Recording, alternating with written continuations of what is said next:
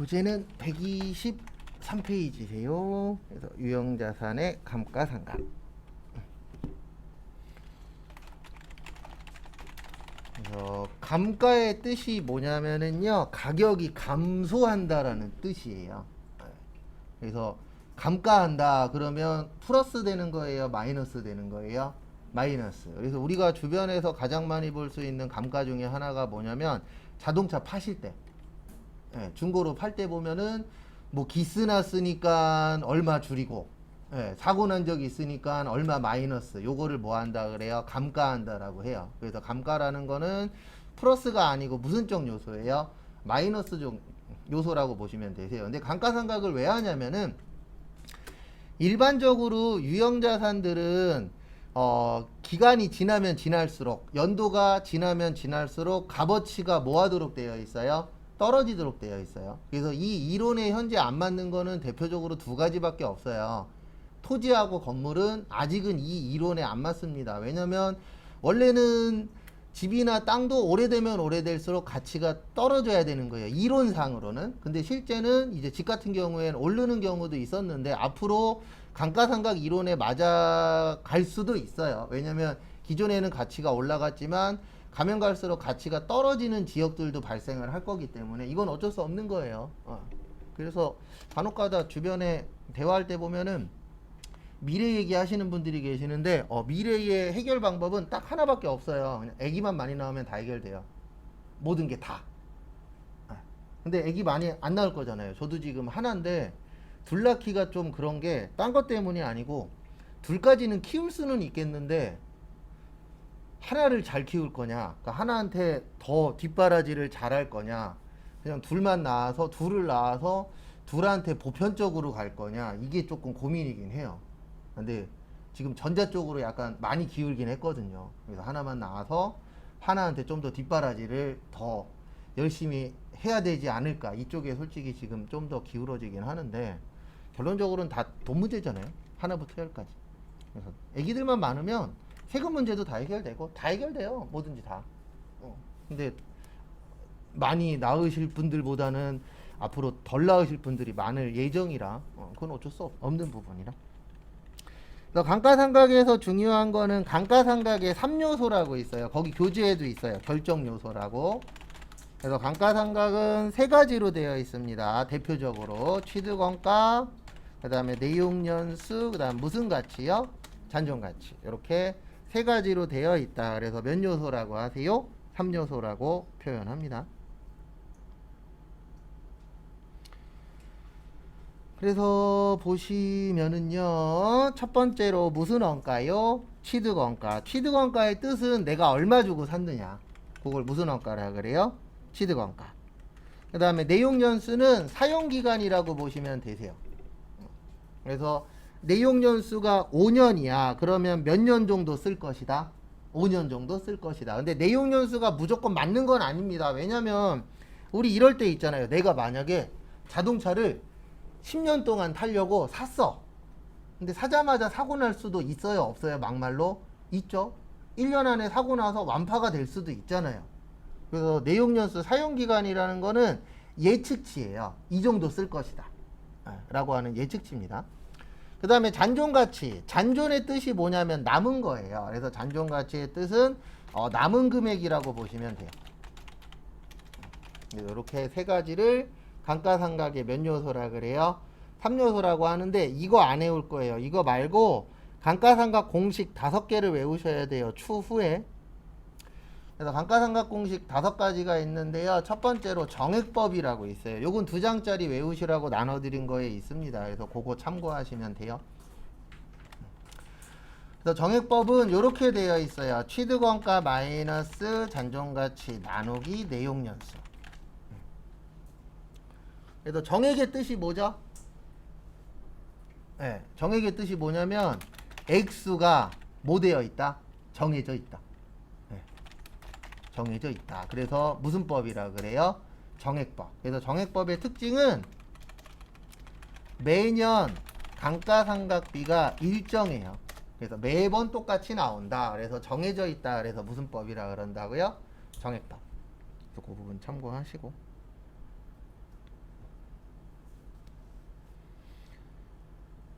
그다음에 이제 두 번째로 보실 게 뭐냐면은요, 정률법 볼 거예요. 무슨 법 볼 거예요?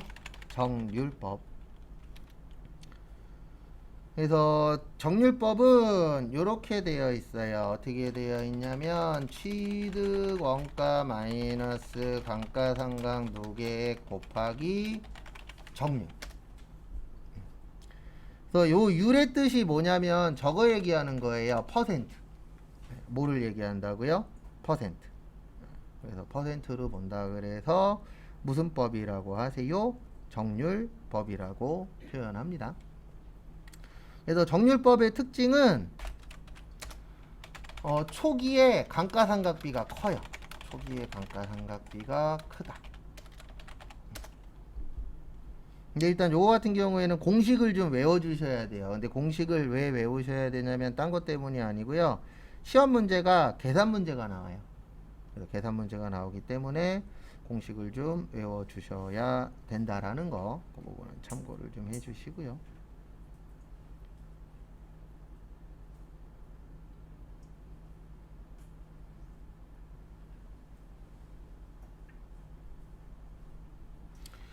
그 다음에 연수합계법. 그래서 연수합계법은 취득원가 마이너스 잔존가치 곱하기 내용연수의 합분의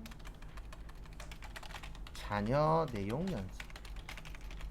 그래서 연수 갖고 한다 그래서 연수합계법. 그 다음에 이중체감법. 취득원가 마이너스 감가상각 누계액 곱하기 내용연수분의 2. 그래서 이중으로 한다 그래서 이중체감법입니다. 그래서 여기에 몇이 들어가요? 2가 들어가죠. 그 다음에 마지막으로 생산량 비례법. 취득원가 마이너스 잔존가치 곱하기 예정 총생산량분의 당기 생산량.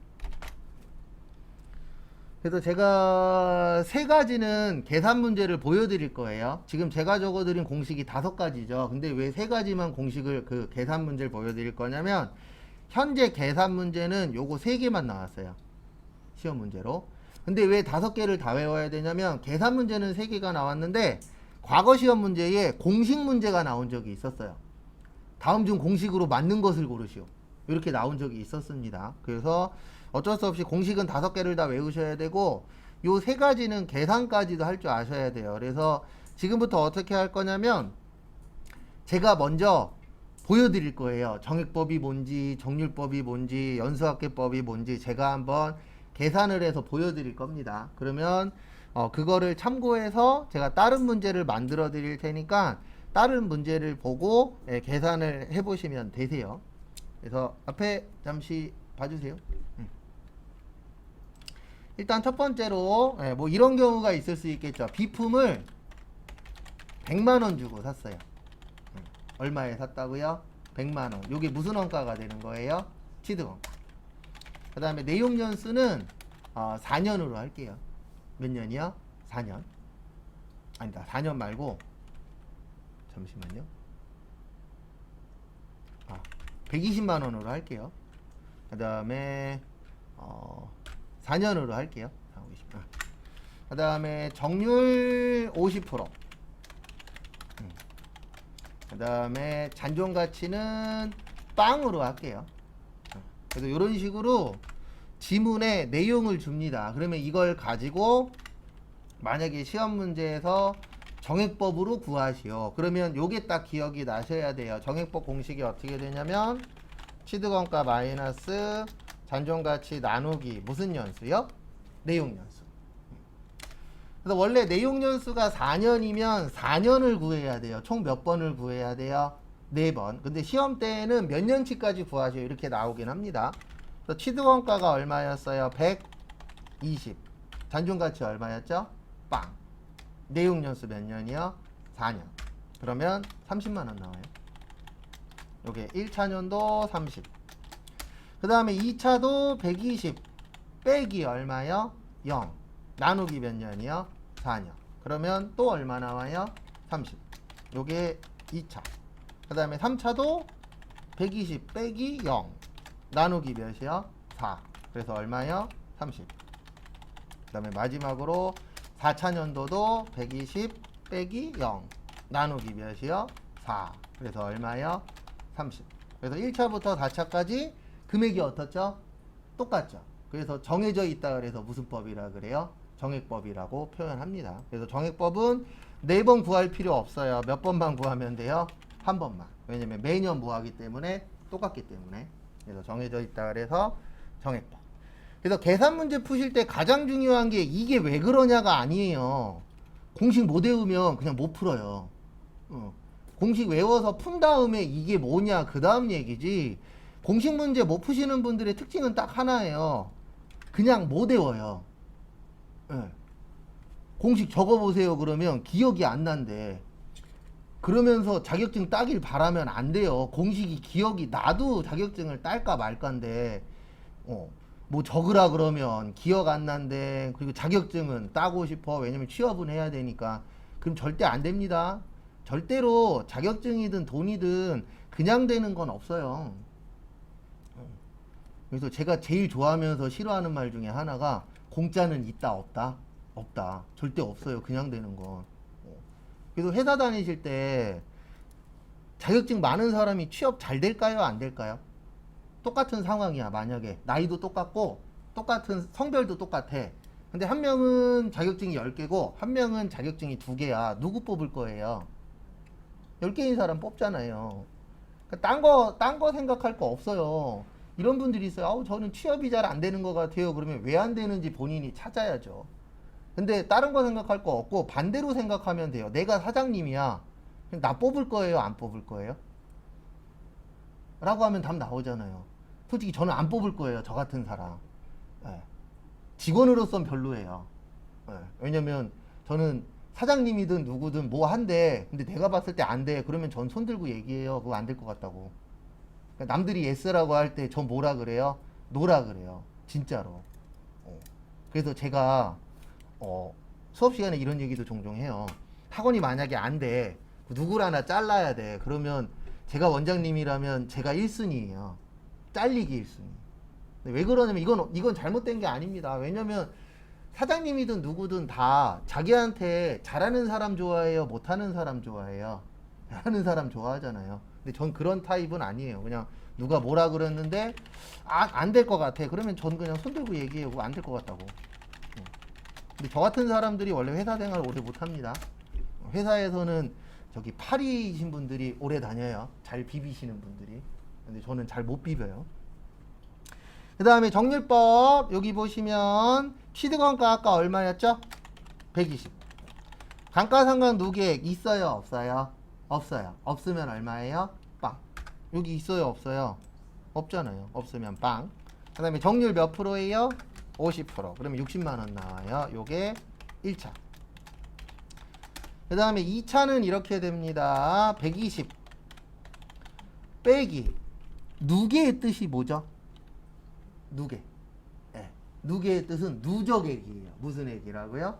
누적액. 그래서 지금 1차 년도 때 얼마가 발생했죠? 60. 그래서 여기 얼마예요? 60이에요.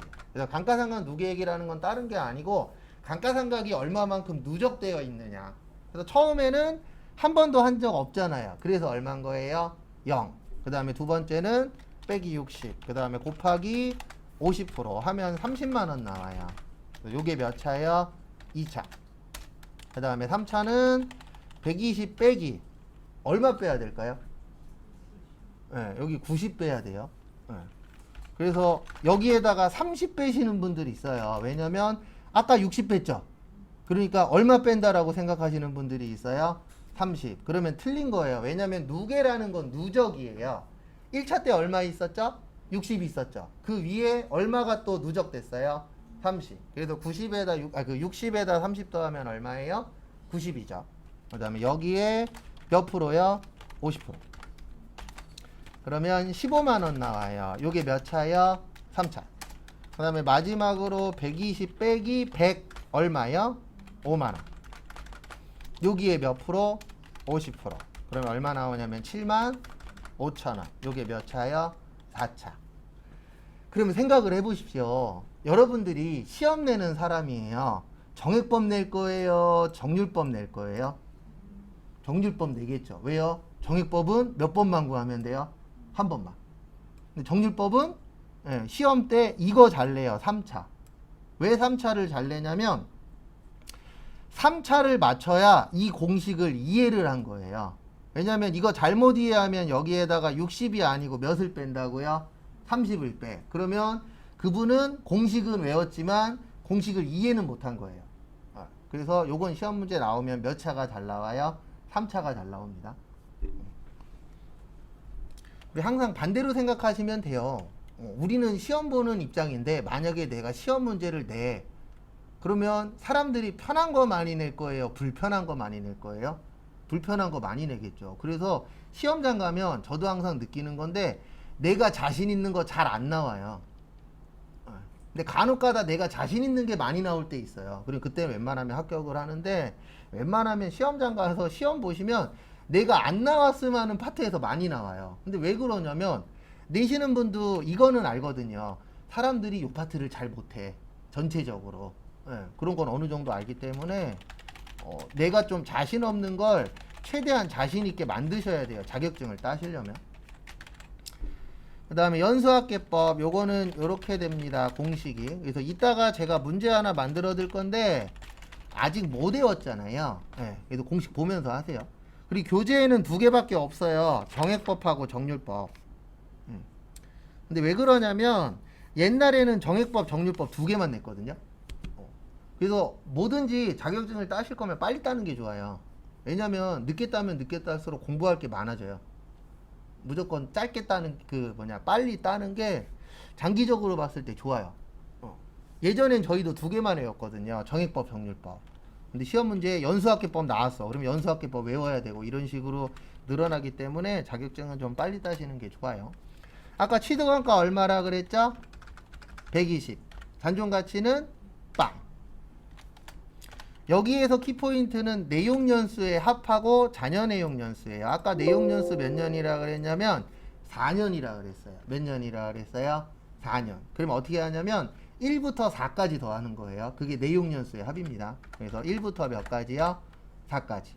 그래서 만약에 시험에 10년이라고 나왔어. 그러면 1부터 몇 가지 더하셔야 돼요? 10까지. 근데 저희 시험은 5년보다 큰 숫자를 아직까지 낸 적은 없어요. 근데 왜 그러냐면 저희 시험 계산 문제의 특징은요, 이 사람이 이 공식이나 아니면 이 내용을 이해를 했냐 못했냐를 물어보는 거지 다른 시험처럼 심각하게 꼬진 않아요. 저 예전에 다른 시험에서 20년까지 나온 적이 있었어요. 근데 저희 시험은 5년보다 큰 숫자가 나온 적은 아직까지 없습니다. 그 다음에 두 번째로 여기 보시면 잔여내용연수라고 있죠. 잔여내용연수가 남은 내용연수예요. 그래서 우리 아까 내용연수가 4년이라 그랬습니다. 몇 년이라 그랬어요? 4년. 그러면 아직 몇 년 남았어요? 4년 남았어요. 몇 년 남았어요? 4. 그래서 이렇게 되는 거예요. 그래서 내용연수의 합은 1부터 내용연수까지 더하시면 돼요. 그래서 5년이면은 1 더하기 2 더하기 3 더하기 4 더하기 5 이렇게 하시면 됩니다. 그리고 계산기 있는 분들은 뭐 갖고 다니세요? 계산기 가지고 다니세요. 왜냐면 수업 시간엔 핸드폰에 있는 계산기 쓰셔도 되거든요. 근데 문제는 뭐냐면 시험장 가면 핸드폰 써요? 못 써요? 못 쓰죠. 그래서 계산기 있는 분들은 계산기 갖고 다니시는데 저거는 안 돼요. 그 계산기 중에 그 조금 해갖고 그 공학용 계산기라고 있어요. 그건 안 돼요. 시험 때. 일반 계산기만 돼요. 그리고 무조건 사실 필요는 없고 집에 잘 찾아보시면 웬만한 집에 계산기 하나씩은 있긴 있어요. 그래서 계산기 있는 분들은 계산기 가지고 다니십시오. 왜냐면 암산이 안 돼요. 그래서 1부터 4까지 더하면 1 더하기 2 더하기 3 더하기 4 하면은 10 나와요. 몇 나와요? 10. 그래서 120만원을 10으로 나누고 4로 곱하면 48만원 나옵니다. 얼마 나와요?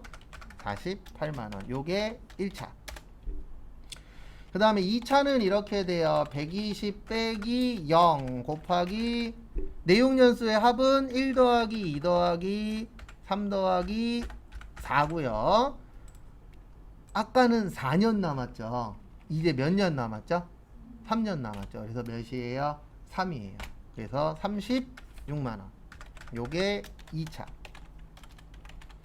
그 다음에 3차는 120 빼기 0 곱하기 1 더하기 2 더하기 3 더하기 4분의 이제 몇 년 남았죠?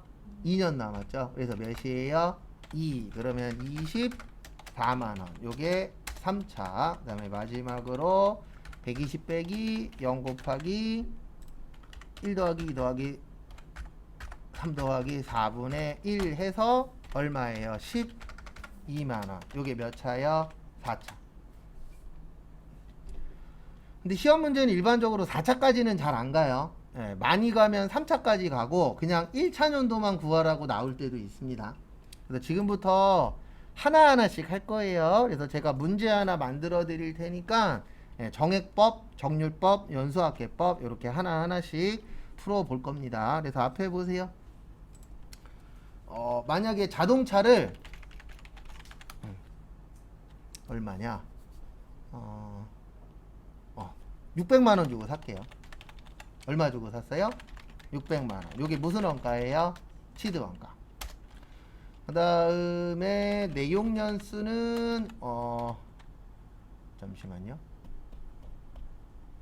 그냥 5년으로 할게요. 몇 년이요? 5년. 그 다음에 정률은 40%로 할게요. 몇 프로요? 40%. 그 다음에 잔존가치는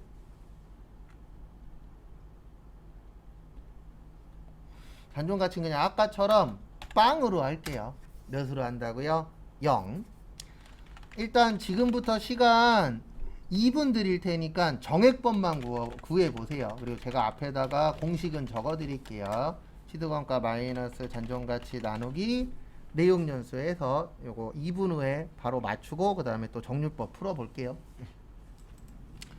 일단 정액법은 취득원가 마이너스 잔존가치 나누기 뭐예요? 내용 연수. 그래서 취득원가가 지금 얼마죠? 600만원이죠? 그 다음에 잔존가치 얼마라 그랬어요? 0. 그 다음에 내용 연수 몇 년이요? 5년. 그러니까 계산 문제 처음에 푸실 때는 이 공식 외우신 다음에 여기에다 그냥 금액만 넣는다라고 생각을 하세요. 왜냐면 초반에 그것만 해도 헷갈려요. 그 다음에 이제 문제 풀면서 요게 계산이 되면 이런 식으로 되는구나 이런 건 조금씩 눈에 들어오거든요. 그래서 계산 문제 시험 때 하나 내지 두 개는 무조건 나와요. 일반적으로. 그래서 공식 같은 거 잘 숙지를 해 주셔야 됩니다. 그러면 얼마 나오냐면 120만원 나와요. 근데 한 번만 구하시면 돼요. 왜냐면 1차부터 5차까지 다 어때요? 똑같아요. 그 다음에 두 번째 거. 요번에는 정률법으로 구할 겁니다. 무슨 법으로 구할 거라고요? 정률법. 그래서 정률법 공식이 취득원가 마이너스 감가상각 누계액 곱하기 정률이고요. 그 다음에 몇 차까지 구하시냐면 3차까지 구하세요. 그래서 총 몇 번 구하세요? 3번. 그래서 세 번째까지 맞으시면은 어느 정도 이해는 했다. 이렇게 봐주시면 될 것 같습니다. 그래서 3분 후에 볼게요. 또 풀어보세요. 일단 지금은 그냥 외우시는데 조금 도움 되시라고 풀어보는 거예요. 그래서 제일 먼저 보시면은 취득원가 얼마였었죠? 600이었죠. 그 다음에 처음에는 감가상각 누계액은 없습니다. 왜 없냐면 감가상각을 한 적이 없죠. 그래서 빵. 그 다음에 정률 몇 프로라고요? 40%. 그러면 240. 요게 몇 차요? 1차. 그 다음에 두 번째 보시면 600 빼기. 그 다음에 감가상각 누계액의 뜻이 뭐냐면 지금까지 한 감가상각 누적시키는 거예요. 그래서 아까 얼마 있었죠? 1차 년도 때 240 있었죠. 그 다음에 곱하기 몇 프로요? 40%. 그러면 600에서 240 빼고 여기에 40% 하면 140 얼마요? 4만원. 요게 몇 차요? 2차. 그래서 계산기가 있으신 게 계산하기는 훨씬 더 수월하실 거예요. 그 다음에 3차는 600에서 얼마 빼세요? 384만원. 여기에 몇 프로요? 40%. 그러니까 600 빼기 384에 40% 하면 86만 4천원 나와요. 요게 몇 차요? 3차. 네, 이렇게 구해주시면 됩니다. 그래서 여기에서 키포인트는 이거예요. 뭐냐면은 처음에는 감가상각노계획 있다 없다? 없다. 그 다음에 두 번째는 그 첫 번째 거 금액 나온 거. 그 다음에 두 번째는 요 두 개 뭐 한 거요? 더한 거. 그래도 요 감가상각노계획이 어떻게 되는지 그거 좀 잘 봐주시기 바랍니다. 그래서 이거는 이렇게 연습할 수밖에 없는 게 시험 문제가 그냥 계산 문제가 나와요. 네, 그래서 조건 주고 정률법으로 구해라, 정액법으로 구해라. 그럼 거기에 맞춰서 구하실 수 있으시면 됩니다. 그 다음에 마지막으로 무슨 법이 있었죠? 연수 합계법. 그 다음에 나머지 거는 연습 안 하는 이유가 아직까지 시험에 나온 적이 없어요. 한 번도. 나머지는 그냥 공식 문제로 나왔는데 계산 문제로 나온 적은 없습니다. 그래서 취득원가 마이너스 잔존가치 곱하기 내용 연수의 합분의 잔여 내용 연수.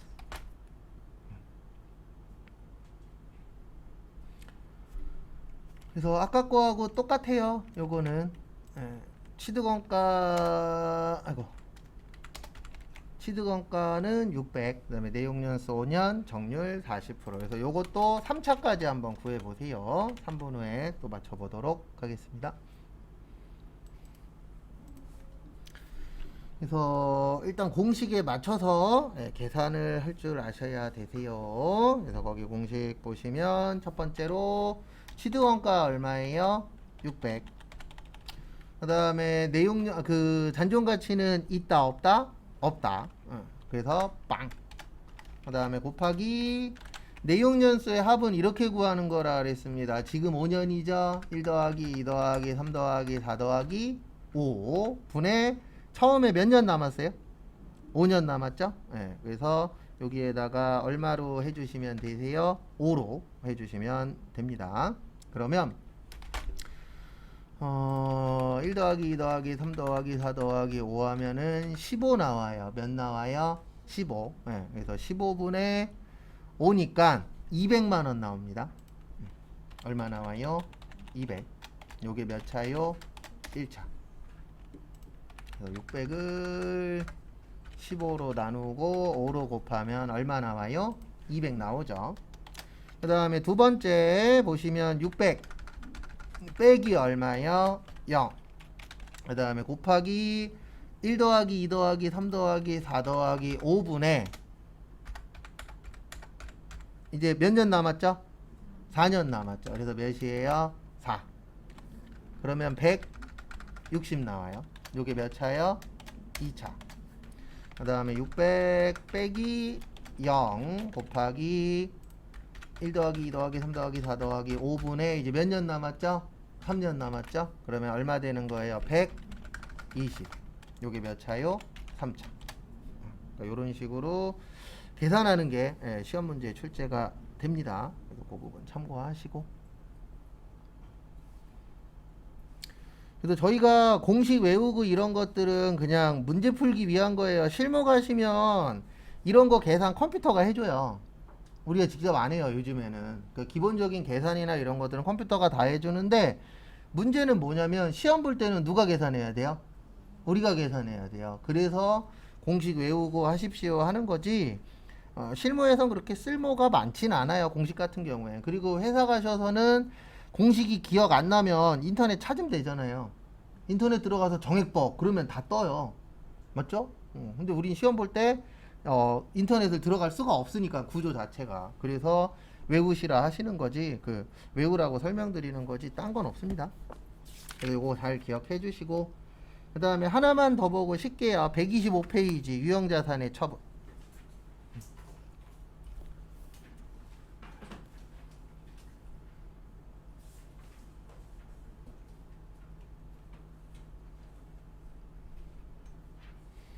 그래서 참고하시고, 그 다음에 125페이지 유형자산의 뭐요?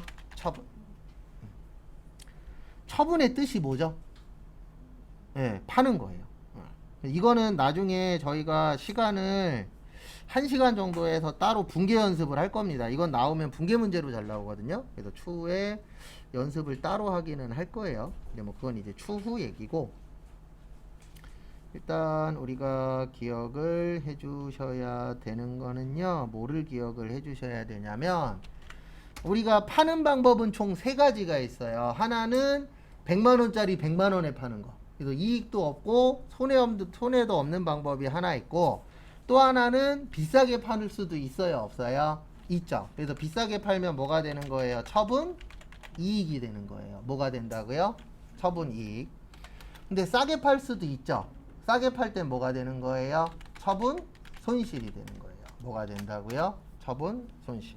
그래서 이렇게 좀 나누어져 있다라는 거. 그래서 거기 교재에도 보시면 125페이지 보시면 유형자산의 처분이라고 있어요. 그래서 거기 위에 거 보시면은 유형자산 처분 이익이 있고, 밑에 거에 보시면 뭐라고 있죠? 유형자산 처분 손실. 네, 이렇게 이제 나누어진다라는 거 참고하시기 바랍니다.